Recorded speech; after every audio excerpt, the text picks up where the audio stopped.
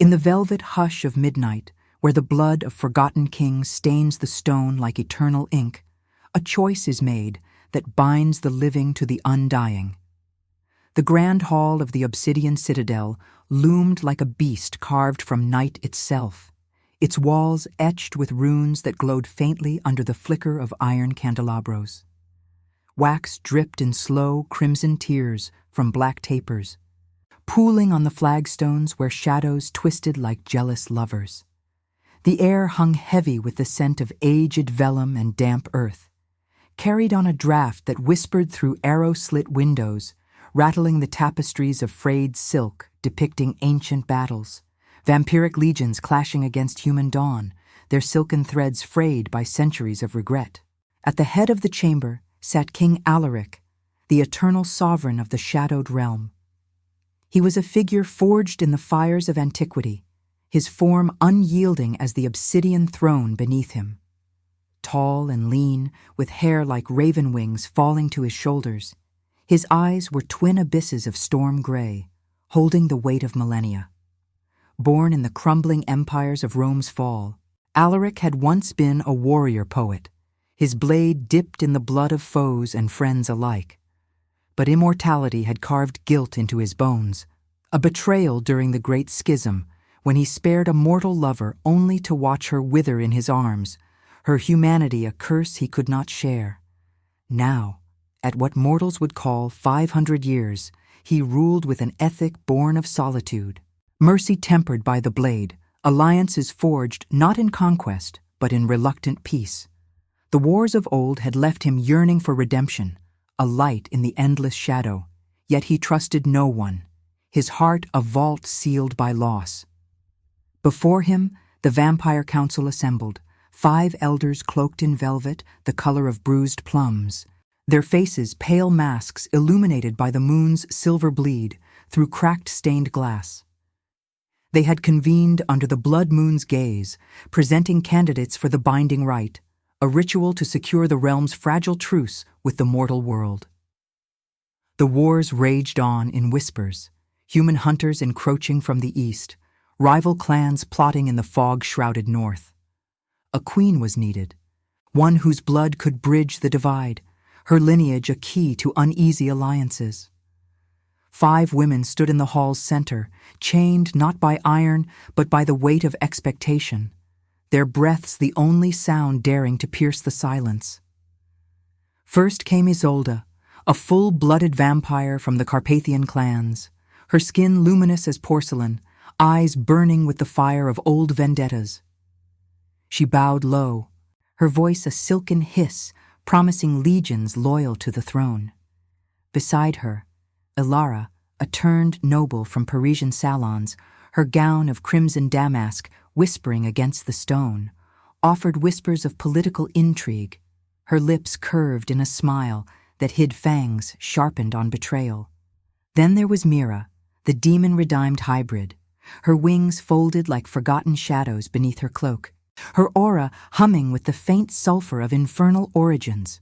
She had clawed her way from the pits, seeking absolution in Alaric's court, her eyes pleading for a place among the redeemed. Beside her stood Leora, an angel's fallen echo, her once golden hair now streaked with ash, her presence a chill wind that stirred the candles. She spoke of celestial pacts broken, her voice trembling with the echo of divine thunder. But it was the 5th who drew the king's gaze like a moth to a forbidden flame. She stood apart, unadorned in a simple shift of gray linen that clung to her like mist, her bare feet pale against the cold stone. No name preceded her. The council called her only the Dhampir, born of a vampire sire and a mortal mother slain in the border skirmishes. 28 years had etched lines of weariness into her face, her skin a warm olive that betrayed her half-human pulse, a rarity in this den of the eternal. Her hair fell in wild ebony waves to her waist, and her eyes, a piercing hazel flecked with gold, held the storm of abandonment. Orphaned at birth, raised in the fringes of human villages where superstition branded her a monster, she had wandered the ruins of war-torn lands, her body racked by a wasting fever that no healer's herb could touch. The illness burned in her veins like liquid silver, a reminder of her divided blood, vampiric strength warring with mortal fragility. She desired only survival, a quiet corner away from the kingdoms that had discarded her, yet fate had dragged her here, her wrists marked by faint scars from chains long broken. In her palm, she clutched a single object, a silver locket, its surface etched with a thorny rose, the last relic of her mother's whispered lullabies. It was her anchor, a symbol of the love that had birthed her curse. The council's voices rose in a cadence of formality, each elder extolling their charge's virtues. Isolde would bring warriors, Ilara, spies in shadowed courts, Mira, infernal might against rising threats, Leora, ethereal visions to foresee betrayals. But the Dhampir? She offered nothing but silence, her gaze fixed on the floor, where her shadow mingled with the pooling wax. Alaric leaned forward, the throne creaking like old bones. The air thickened, the distant rumble of thunder echoing the turmoil in his chest. He had sought a consort not for passion, but for balance, a bridge to the humans who feared his kind, a way to end the cycles of war that haunted his dreams. Yet as he studied her, something stirred, unbidden, the echo of his lost love's warmth in her hesitant breath, the vulnerability that immortality had long denied him. "Why her?" an elder murmured, but Alaric's hand silenced them. He rose, his boots echoing like heartbeats on the stone, approaching her as one might a wild rose in thorn-choked ruins. She lifted her chin, meeting his eyes without flinching, though her fingers tightened around the locket until her knuckles whitened. The fever's heat radiated from her skin, a mortal fire in this hall of ice. "Because she is the fracture," he said, his voice a low rumble that vibrated through the chamber like distant drums. "Born of both worlds, unbroken by either. In her we find not conquest, but the choice to heal what wars have torn." The council murmured dissent, but Alaric's will was iron. He extended a hand, pale and veined with the blue of ancient rivers, and she hesitated, her pulse a frantic tattoo against her throat. To accept was to step into eternity's maw, to bind her fragile life to his shadowed throne. The locket warmed in her grasp, its rose thorns pricking her palm, a drop of blood welling, crimson and vital, scenting the air with the promise of transformation. As the binding rites chants began, low and resonant, weaving through the hall like smoke, she wondered if this choice would redeem her suffering or curse her to his guilt. And in that moment, with the moon witnessing through fractured glass, Alaric felt the first crack in his solitary armor, the dawning realization that some eternities begin not with death, but with the touch of a half-living hand. The chamber's chants wove tighter, a tapestry of ancient syllables that hummed against the skin like the brush of unseen fingers. The air grew thick with incense, myrrh and iron-tanged blood, rising from braziers that cast elongated shadows across the flagstones. Ilara's eyes narrowed, her crimson gown rustling like a serpent's coil as she shot a venomous glance at the Dhampir, while Isolde's fists clenched, her porcelain composure cracking like thin ice under moonlight. Mira and Leora exchanged uneasy whispers, their hybrid natures sensing the shift in the ether, a ripple of fate's indifferent hand. But the Dhampir, Ilara, no. She had no name yet. Only the weight of her blood, stood frozen, her hazel eyes locked on Alaric's extended palm. The locket's thorns bit deeper into her flesh, a sharp sting that grounded her amid the vertigo of this unforeseen pivot. She should refuse. The fever clawed at her insides, a relentless tide that had stolen her strength these past months, leaving her nights fevered and her days blurred in the haze of herbal draughts that tasted of bitter earth. Abandoned by the villagers who once tolerated her as a healer, for what use was a half-breed who could mend wounds but not her own curse? She had learned to trust nothing but the road's anonymity. Yet here, in this citadel that reeked of forgotten wars, Alaric's gaze pierced her defenses. Not with hunger, but with a quiet recognition, as if he saw the fracture lines she hid beneath her linen shift, the orphan's isolation, the illness that mirrored his own immortal isolation. His hand remained steady, veins like rivers etched in marble, waiting. The council's murmurs swelled into protest, Alara's voice slicing through, sharp as a stiletto. "Sire, she is no queen. A mongrel's blood will dilute the throne, invite the hunter's scorn." But Alaric's storm-gray eyes never left the Dhampir's face. In them, she glimpsed the abyss of his guilt, the echo of battles where mercy had cost him everything. The great schism, whispered in tavern tales, had been his undoing, sparing a mortal woman amid the carnage, only to watch her age and fade while he endured. 5 centuries of ruling from the shadows, forging truces with human envoys who spat at his feet, all while the wars simmered, clans clashing in the northern mists, human inquisitors burning border villages. He needed her not for desire, but for the balance her dual blood promised, a symbol to sway the fractious alliances, to stem the tide of betrayal that gnawed at his realm. Slowly, her fingers uncurled from the locket, the drop of blood smearing its silver surface like a reluctant seal. She placed her hand in his, warm against cold, pulse against stillness, and the contact ignited something primal.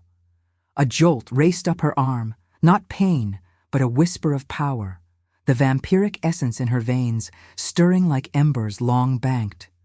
The chants peaked, the elders circling them in a slow procession, their velvet cloaks trailing like bloodied wings.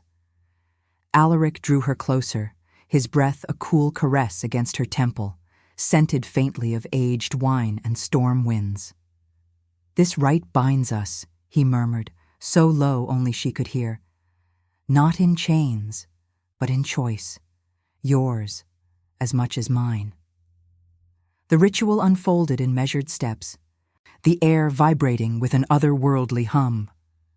An elder presented a chalice, its rim etched with thorny roses that mirrored her locket, filled with a viscous elixir, vampire essence mingled with sanctified water from ancient springs.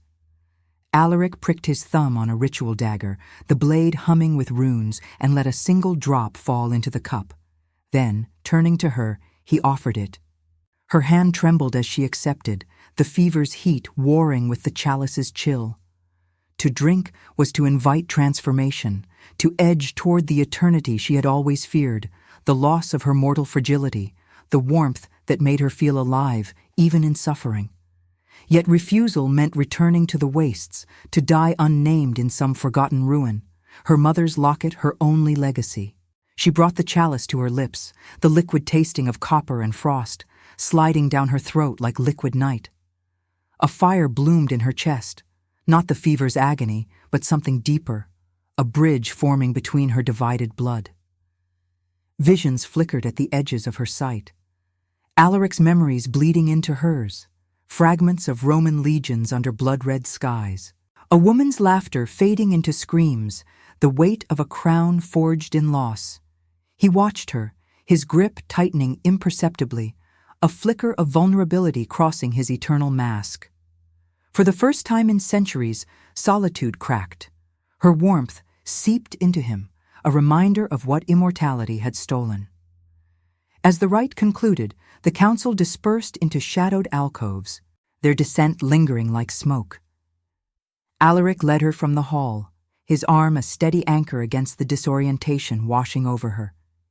They ascended spiral stairs carved from obsidian, the walls weeping condensation that gleamed like tears in the torchlight. The citadel's upper chambers unfolded, a labyrinth of vaulted rooms where moonlight filtered through leaded glass, painting the floors in silver filigree. He guided her to a chamber overlooking jagged battlements, where a 4-poster bed draped in black velvet awaited, flanked by a hearth where flames danced low, casting golden veins across tapestries of thorned roses. "You are safe here," he said, releasing her hand, though the absence left a chill. She clutched the locket, now warm from her blood, its rose symbol pulsing faintly in time with her slowing heart. The fever ebbed slightly, but doubt surged in its wake. "Safe from what?" she whispered, her voice raw, the first words she had spoken since entering the hall. "From the wars you drag me into? Or from yourself?" Alaric paused at the threshold, his silhouette framed by the door like a sentinel against the encroaching dawn. Shadows played across his face, deepening the lines of ancient weariness. "From both," he admitted, his tone laced with the gravel of unspoken regrets. "The council plots already.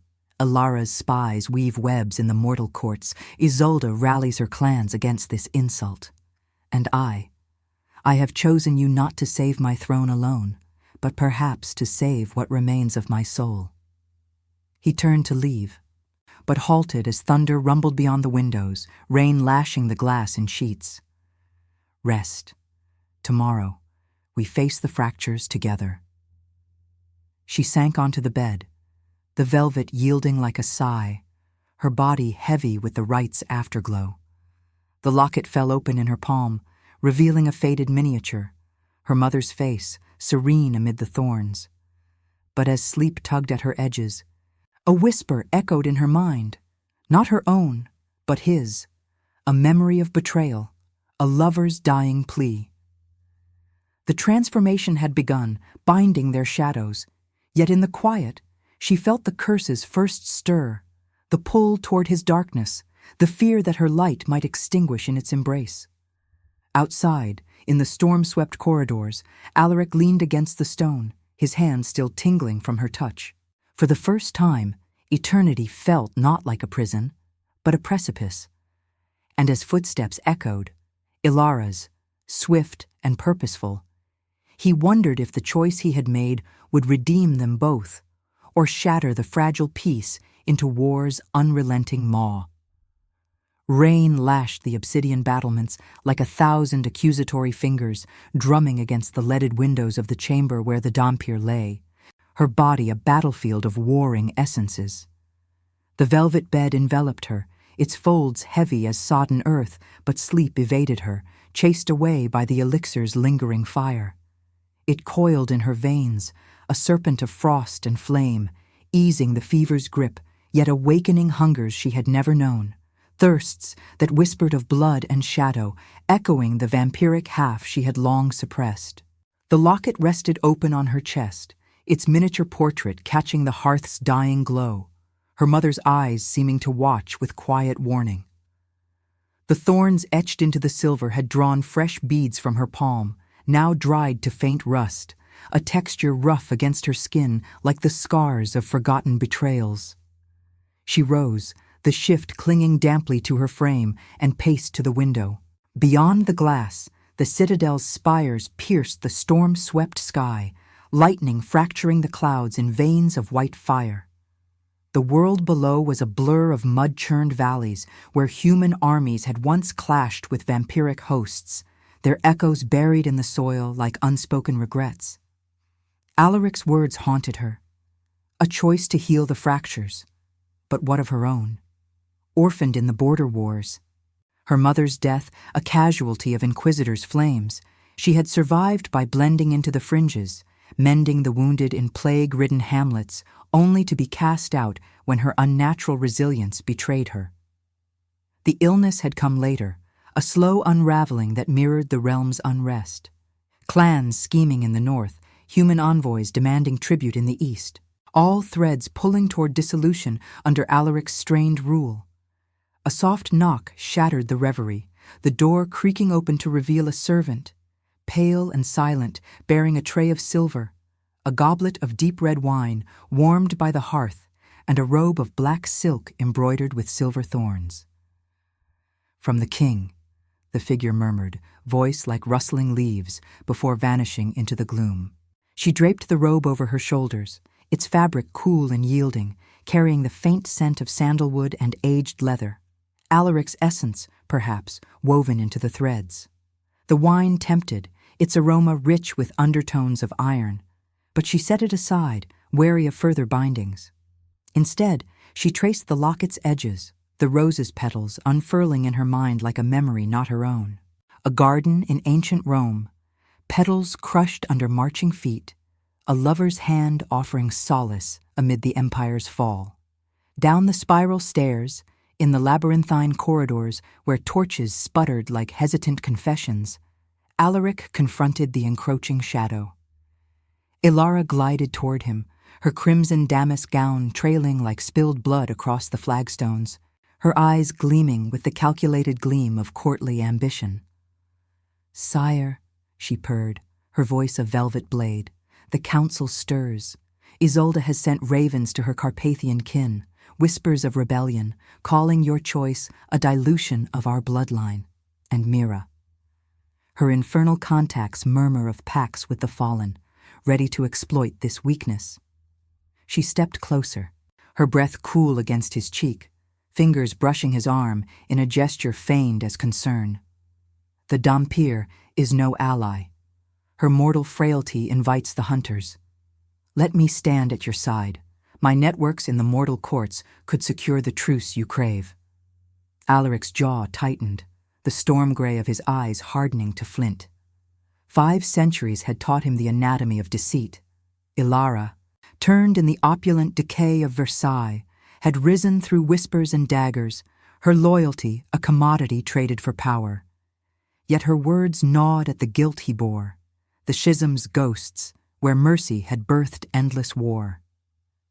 "Your counsel is noted," he replied, his tone even as polished stone, "but the choice stands. She bridges what your intrigues cannot." He moved past her, the air between them crackling with unspoken threats, her gaze boring into his back like a stiletto's promise. He found the Dhampir at the chamber's threshold, her silhouette framed by the hearth's amber light, the robe pooling around her like spilled night. She met his approach with guarded hazel eyes, the gold flecks catching the fire's dance. "The storm rages," she said softly, her voice threaded with the raw edge of vulnerability, "as do the voices in these walls. What have I stepped into, if not a cage of thorns?" Alaric halted, the distance between them a chasm bridged only by the right's invisible tether. He could feel her pulse now, a faint echo in his own still chest, a warmth that stirred the embers of his buried humanity. "A citadel under siege," he admitted, gesturing to a map unfurled on a nearby table, its parchment yellowed and scarred, inked lines tracing the realm's fractures, northern clans massing like wolves, eastern borders aflame with inquisitor pyres. The wars never truly end. They simmer, waiting for weakness. Your blood, half mine, half theirs, offers a truce, a symbol to weary both sides. His fingers traced a border village, the site of her mother's death, though he could not know it yet. But symbols demand sacrifice. The council sees you as peril. I see possibility. She approached the map, her bare feet silent on the woven rugs, the locket swinging like a pendulum against her chest. The fever's remnants flushed her cheeks, but the elixir had lent her a subtle strength, her steps surer. "Possibility?" she echoed, a bitter laugh escaping, low and textured like cracking ice. "I am no symbol, only a survivor of the scraps you immortals leave behind. My mother burned for harboring my father, a vampire scout, they said, seducing her into treason. I wander their ashes, ill and unnamed, and now you bind me to your guilt?" Her hand hovered near his on the map, not touching, yet the air hummed with potential, a spark of resisted connection, rationalized as duty, yet inevitable as dawn. He turned to her, the hearth casting his features in chiaroscuro, shadows deepening the lines of ancient sorrow. "Guilt is the immortal's curse," he murmured, his voice resonant with the weight of epics. "Every one of us was once someone who chose not to die, only to watch the world turn to dust. I spared a woman once, in the schism's fury, held her as mortality claimed her, my eternity a prison of what-ifs. You remind me of that light, flickering against the dark. The confession hung between them, intimate as a shared breath, the storm outside mirroring the turmoil within. For a moment, her resistance cracked. She saw not the king, but the man scarred by loss, his ethic of mercy a fragile armor against the void. Yet as thunder rolled, a distant horn blared from the battlements, signal of intruders, shadows breaching the mist-shrouded gates. Ilara's spies or Isolde's vanguard. Alaric's hand instinctively reached for hers, cool fingers enclosing warm, the contact igniting that primal jolt anew. "Stay close," he urged, leading her toward the armory's gloom where blades gleamed like frozen lightning. But in her mind, doubt bloomed like the locket's thorns. Was this redemption, or the first step into his war-torn abyss? And as shouts echoed through the corridors, she wondered if the choice binding them would forge alliance or unravel into betrayal's embrace. The gates groaned under assault, the night fracturing with the clash of steel and cries, and in that chaos, Alaric's gaze met hers once more, a silent vow amid the encroaching shadows. But hidden in the folds of Ilara's retreating gown, a raven's missive fluttered to the floor, its ink sealing a plot that could shatter their fragile dawn. And now, I invite you to leave a trace of your presence in the comments. Tell us where in the world you're watching from, and the exact hour you hear this story. We wish to know how far these immortal confessions travel, and at what moments of the night they find you. The clamor of the breached gates reverberated through the citadel like the death throes of a wounded beast, steel biting into wood and flesh amid the relentless downpour. Rain-slicked torches hissed and sputtered along the battlements, their flames casting erratic shadows that danced like specters across the obsidian walls. The air thickened with the metallic tang of blood mingling with mud, carried on gusts that whipped through the corridors, extinguishing candles in fits of cold fury. Alaric moved with predatory grace, his hand still clasping the Dhampir's, her warmth a fleeting anchor in the storm of his unraveling world. She followed, her bare feet slipping on the damp stone, the black silk robe clinging to her like a second skin, heavy with the weight of unspoken fears. The locket bounced against her chest, its thorns a dull ache, as if the rose within had sensed the encroaching violence. They descended the spiral stairs in tense silence, the map's warnings now manifest. Isolde's Carpathian vanguard, no doubt, their cloaks the color of midnight fog, blades drawn under the blood moon's judgmental gaze. Alaric's mind raced through centuries of tactics, the schism's ambushes, where mercy had first cost him dearly, a lover's life bartered for a fleeting peace that dissolved into endless skirmishes. He had chosen the Dhampir to mend such fractures, yet here they were, widening under betrayal's blade. Ilara's raven missive, glimpsed in a flash of lightning, bore Isolde's seal, a thorned crown, promising uprising if the mongrel queen ascended. The council's descent had ignited into flame, the fragile truce with human borders teetering on the edge of war once more. In the armory's vaulted gloom, where racks of ancient swords gleamed like frozen lightning veins, Alaric released her hand, the absence leaving a void that echoed his solitude. He selected a rapier, its hilt wrapped in worn leather scented of old battles and regret, and pressed a dagger into her palm, its blade etched with runes that hummed faintly against her skin. "Defend what you have claimed," he said, his storm-gray eyes locking onto hers, a flicker of something deeper than duty passing between them. The resisted pull of connection, rationalized as alliance, yet blooming inevitable as the dawn he could never greet. She gripped the hilt, the metal cool against her fever-warmed flesh, her half-vampiric instincts stirring, a surge of strength that quelled the illness's drag, if only for this moment. Orphaned echoes surged in her, memories of hiding in ruined hamlets as inquisitors razed homes, her mother's final scream a lullaby of loss. This citadel was no sanctuary. It was a thorned cage, yet his gaze offered a choice: to flee into the night or stand in the light of his shadowed redemption. Shouts erupted from the grand hall below, the clash of steel a symphony of discord, punctuated by the wet thud of bodies yielding to fangs and blade. Alaric led her down, his boots silent as a predator's tread, while she followed, heart pounding a mortal rhythm that mocked the eternity he embodied. The hall unfolded in chaos. Isolde's warriors, a dozen strong, their pale faces twisted in feral snarls, had overwhelmed the outer guards. Velvet tapestries tore under grappling hands, crimson threads unraveling like spilled lifeblood.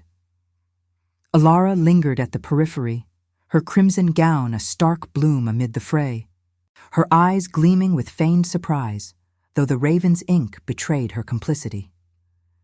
Mira and Leora hovered in shadowed alcoves, their hybrid auras flickering uncertainly, torn between loyalty and self-preservation. Alaric surged forward, his rapier a blur of silver arc, parrying a lunging assailant whose blade whispered of northern vendettas. Blood sprayed, warm and viscous, arcing through the air to splatter the Dhampir's robe, its coppery scent awakening a hunger in her throat she swallowed down like bitter ash. She pressed against the wall, dagger raised, as a warrior broke through, tall and gaunt, his eyes burning with Isolde's fanatic fire. He lunged, but she dodged, her body moving with unnatural fluidity, the elixir's gift lending her speed. The blade sank into his side, twisting with a sickening grate, and he crumpled, gasping, his blood pooling warm around her feet. The act shook her, not revulsion, but a philosophical rift. Had she chosen violence, or had it chosen her, mirroring the wars that birthed her curse? From the throne's dais, Isolde emerged, her porcelain skin unmarred, flanked by two elders who had turned coat in the night. "This ends the dilution, Alaric," she hissed, her voice a silken venom threading the din, fangs bared in the candlelight's flicker. "The throne demands pure blood, not this half-life mockery." Alara nodded subtly from the shadows, her lips curving in triumph, the web of her intrigue tightening like thorns around a fragile rose. Alaric fought toward the dais, his movements a dance of lethal precision, each strike echoing the guilt he carried, the lives spared and lost in epochs past. A warrior fell to his blade, another to the Dhampir's desperate thrust as she joined him, their backs pressed in unwitting unity. Her warmth seeped through his chilled frame, a tactile reminder of mortality's beauty, the suffering that made existence profound. In the melee's heart, their eyes met again, breaths ragged, the air between them charged with intimacy amid the carnage. "Why fight for this?" she gasped, parrying a blow that grazed her arm, drawing a line of fire across her skin. "Your eternity. It's a solitude I want no part of." He dispatched his foe with a fluid twist, turning to shield her, his free hand brushing her cheek, cool against her flush, a touch resisted yet inevitable, sparking visions of shared shadows. "Because in you, I see the choice I once denied," he murmured, voice low amid the roar, "to embrace the light before the dark consumes all." The confession hung, a revelation in the ritual of battle, not just survival, but the ethical precipice of love as redemption, where her human frailty pierced his immortal armor. Isolde lunged then, her blade aimed true, but Mira intervened, a burst of infernal shadow erupting from her form, coiling like smoke to ensnare the rebel. Leora followed, her ethereal chill freezing an attacker's limbs in crystalline frost.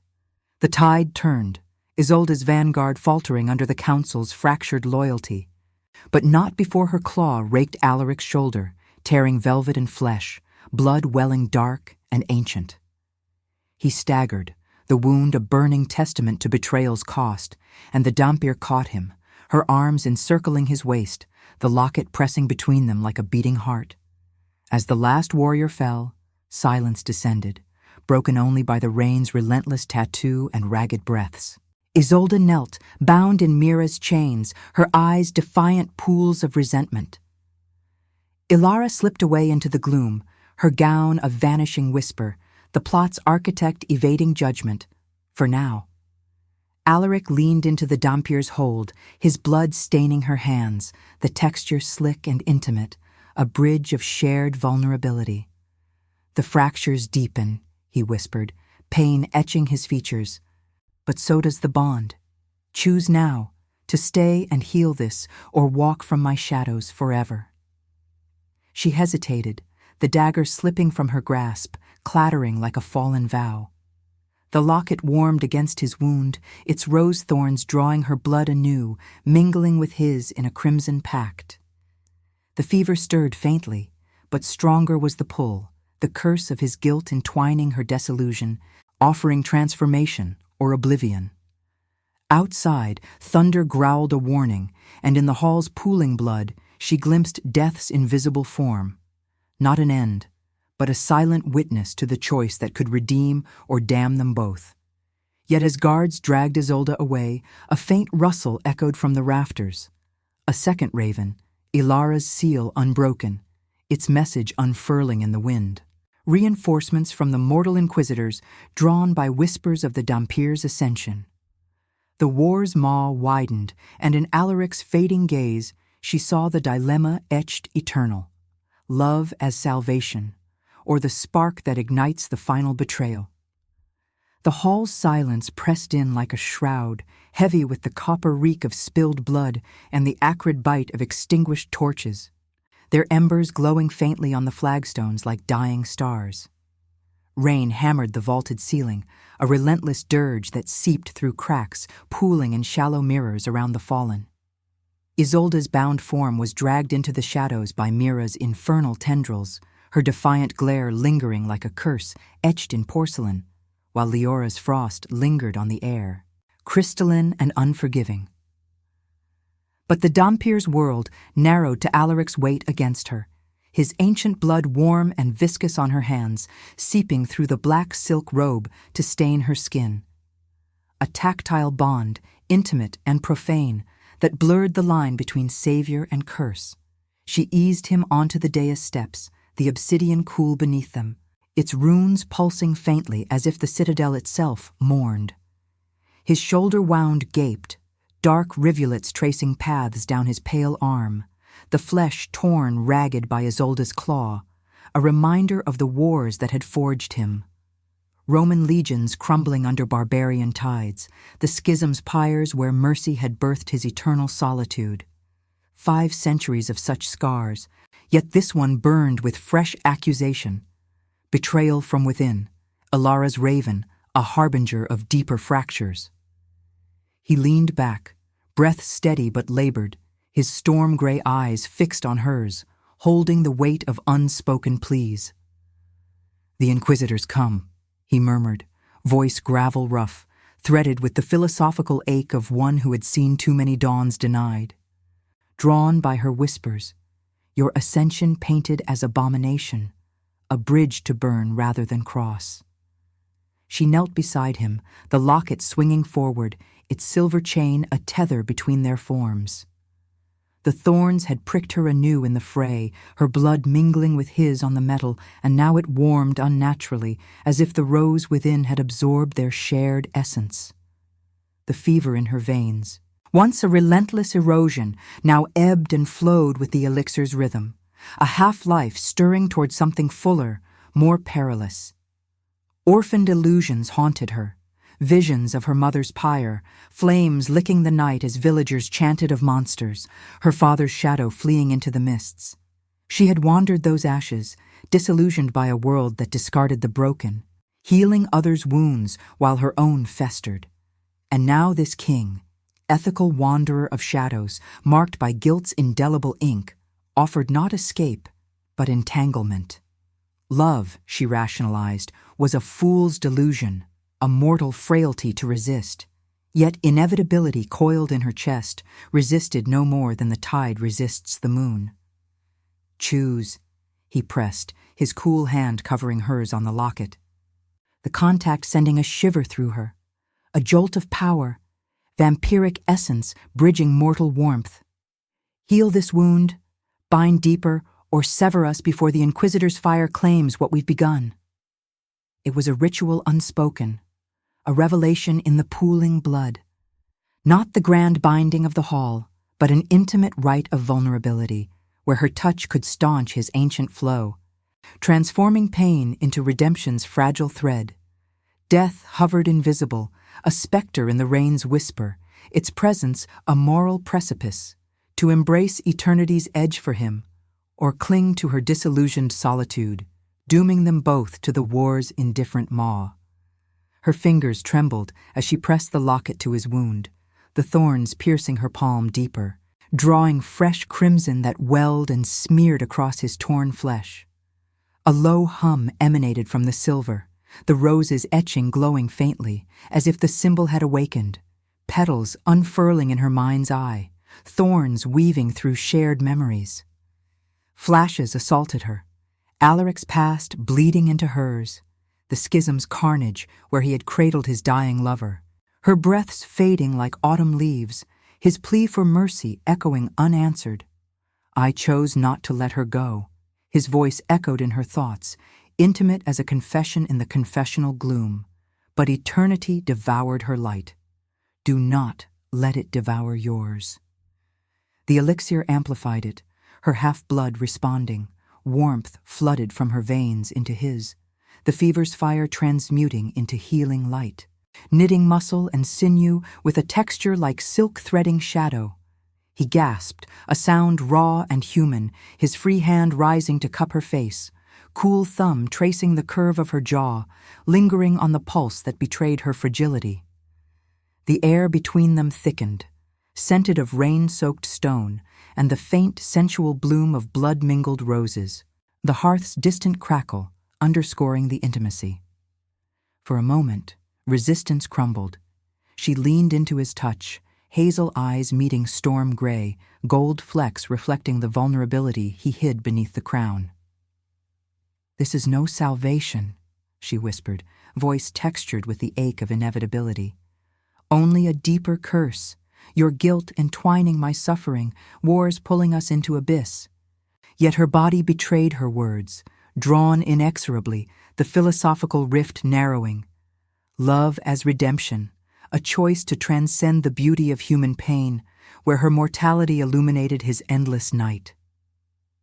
The wound closed under her hand, leaving a faint scar like a thorn's kiss, pale against his skin. Strength returned to him, but so did the distant clamor, horns blaring from the battlements, the thunder of approaching hooves through the storm, inquisitors' banners glimpsed in lightning's flash, crimson crosses aflame, drawn by Alara's perfidy to purge the Dhampir abomination.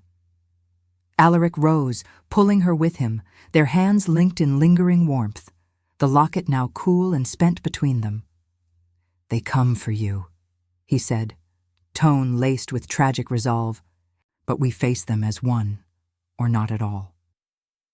Guards rushed in, blades drawn, their faces etched with the citadel's weary loyalty, but Mira's voice cut through from the alcoves. Alara has fled to the eastern spires, her pact with the hunters sealed in raven's ink. As they moved toward the armory once more, the rain's fury mirroring the turmoil in her soul, she felt the transformation deepen, not just in blood, but in essence.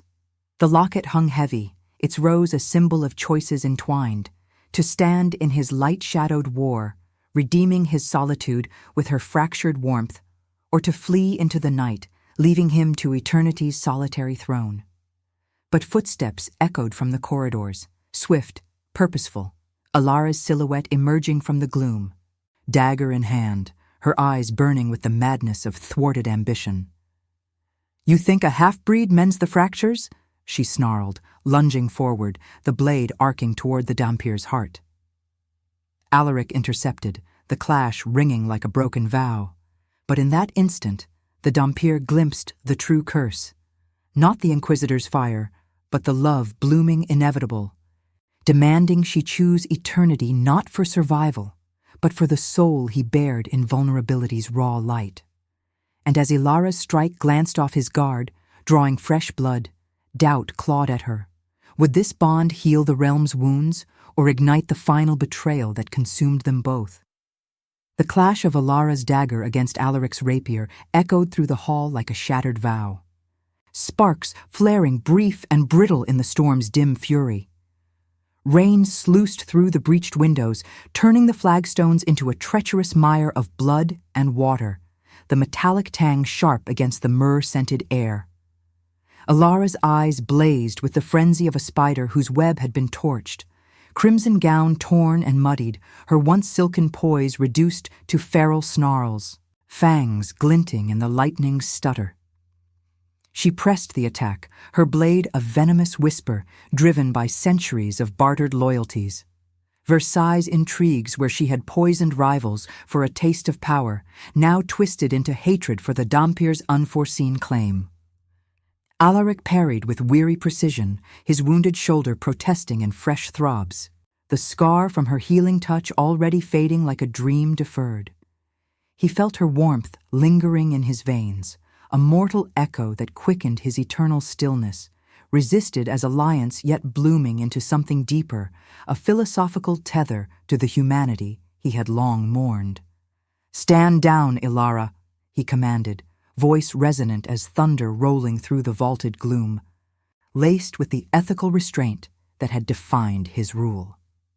"Your plots unravel us all, the inquisitors at our gates drawn by your raven's lies." But she laughed, a sound jagged as breaking glass, lunging again, her free hand clawing toward the Dhampir, who stood frozen at his side, the locket clutched like a talisman against the chaos. The Dhampir dodged, her body yielding to the elixir's subtle fire, the black silk robe whispering against her skin like a lover's regret. The fever's remnants stirred faintly, a dull ache in her bones, but stronger was the surge of her divided blood, vampiric shadow warring with human light, pulling her toward this precipice.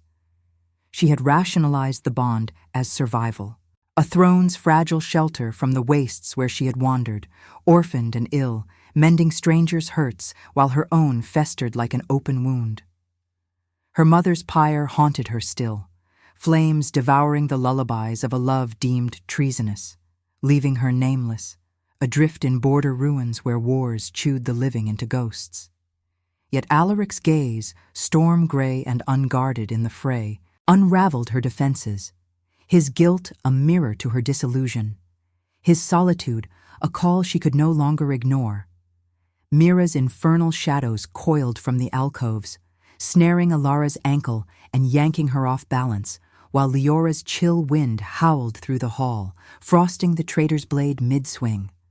Guards surged forward, their boots splashing in the pooling crimson, blades forming a ring of steel resolve. Ilara twisted free, her eyes locking on the Dhampir with venomous clarity. "You!" she spat, voice a silken rasp amid the din. "Half-breed curse. He chose you to salve his pathetic remorse, the schism's whore who died in his arms.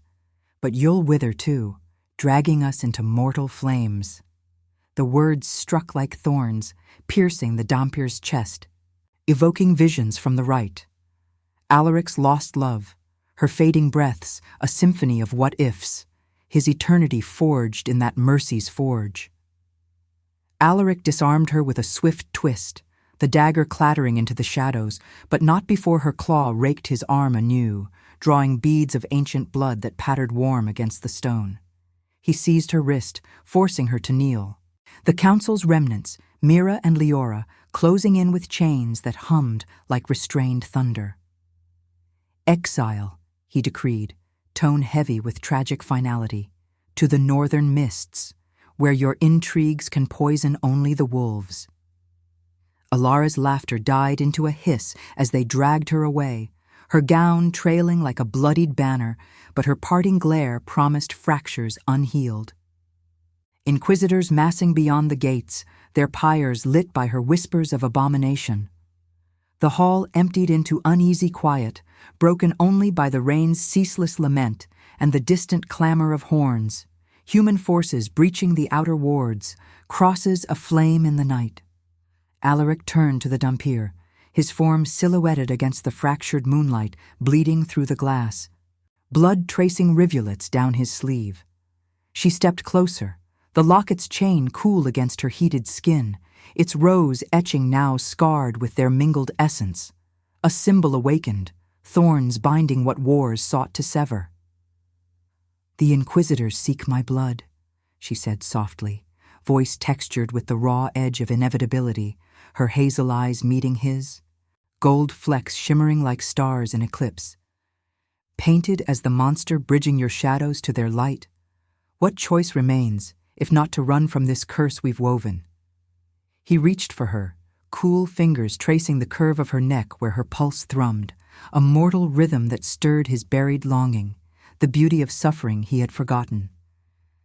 The air between them thickened, scented of wet stone and the faint sensual iron of shared wounds, the hearth's embers crackling like hesitant confessions. "The choice is ours," he murmured, intimate as a ritual's vow, drawing her into the circle of his arms, the contact igniting that primal bridge anew. Warmth seeped from her into his chill, easing the gash on his arm without touch, her half-blood's gift transmuting pain into quiet strength. Visions flickered, not just his past, but a shared future, truces forged in border villages, wars quelled by the symbol of their union, redemption blooming from guilt's thorny soil. She resisted no longer, her hands rising to his chest, feeling the absence of a heartbeat, yet sensing the echo of hers within. The locket pressed between them, warming as if alive, petals unfurling in her mind. A garden not of Rome, but of possibility, where love redeemed the damned without demanding death. "Eternity terrifies me," she confessed, breath mingling with his cool exhale, the philosophical rift yielding to compassion's pull. "My illness, my abandonment, they were mortal chains, but yours. Your solitude is a void that could swallow us both." Yet inevitability won. She leaned in, lips brushing his in a kiss, tentative as dawn's first light, sensual without vulgarity, a texture of velvet and frost, sealing the revelation. Transformation, not in blood alone, but in the ethical choice to embrace the other's shadow, turning curse into salvation. Outside, the Inquisitor's shouts swelled, flames licking the night like accusatory tongues. But within the hall, guards rallied under Mira's command, Leora's visions guiding defenses through the storm. Alaric pulled back, his eyes holding hers with tragic depth. "Then we choose together. Not death's easy veil, but life's fractured beauty, eternity as witness to our light." The bond deepened, her fever vanishing in a final, cleansing wave, her veins humming with balanced essence, Dhampir no longer divided, but whole in his shadowed grace. As they moved to the battlements, hands entwined, the locket glowing faintly at her throat, thunder rolled a benediction. The wars loomed, betrayals lingered in Raven's flight, but in that moment, love's redemption pierced the dark, a choice that healed without erasing scars, binding mortal fire to immortal night. Yet in the distance, a lone Inquisitor's banner bore an unexpected seal, not flame, but olive branch, whispered truces stirring amid the fray. Would their union forge peace or ignite the realm's final unforgiving blaze? If this story has already captured you, leave a like. It helps the voices of those who chose eternity reach more hearts.